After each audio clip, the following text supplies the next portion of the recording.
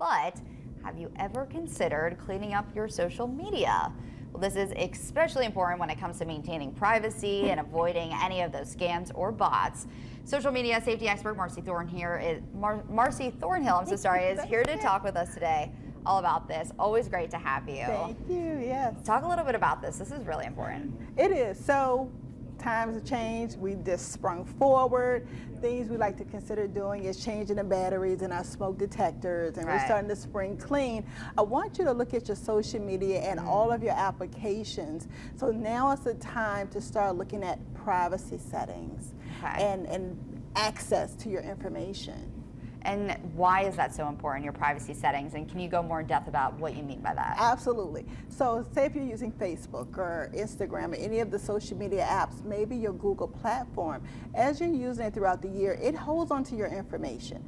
So your banking information, credit cards, shopping habits, but also you'll notice that you'll see a change to the application. Maybe there's an upgrade to the application. Sometimes those patches or changes can disable some of your privacy settings. For example, I notice people liking some of my posts on social media. I don't know who they are. So I went into my privacy settings and it switched from friends to friends of friends. And then one of my settings even changed to public. So you have to make sure that you're doing your due diligence to check your settings frequently. And also just overall updating your profile information is really important, right? You want to keep your profile information relevant, especially if you're using like a LinkedIn or something for employment, or if you have a business that you're branding, you want to continue to keep that information updated. So contact information, maybe the hyperlinks to websites, things of that nature. But in particular, looking at your privacy, I encourage people to also look at your banking information. We do a lot of purchases on Facebook. You know, you just talked about I know, that's right, yeah. TikTok shop and things like that are trending. So you're putting your credit card and PayPal in, and then it sits there for a while, and before you know it, you're using a different card and then another card. I want you to go into your settings and look at your banking and information to say, oh, wait a minute, I need to remove some of these credit cards. I have too many listed here. And I think along with updating your profile information, you should be updating your passwords pretty frequently, right? Typically, the recommendation is 90 days. I would always say, yes, 90 days. Some applications require that you reset every 90 days. Some that you haven't used for a while may automatically require that you do that when you go to log in again. So I always suggest every 90 days. Check your batteries in your smoke detector, change your password.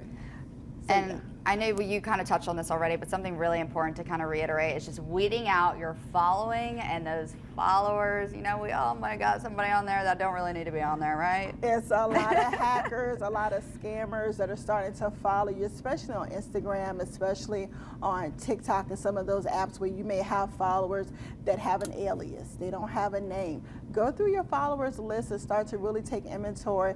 Block some people if you have to. Remove some people if you need to. Protect your identity and your information. Whatever you do, do not click on those links that pop up in your messenger to tell you you've been hacked or you've been compromised or your account will be deleted. Do not panic. Do not click on that link.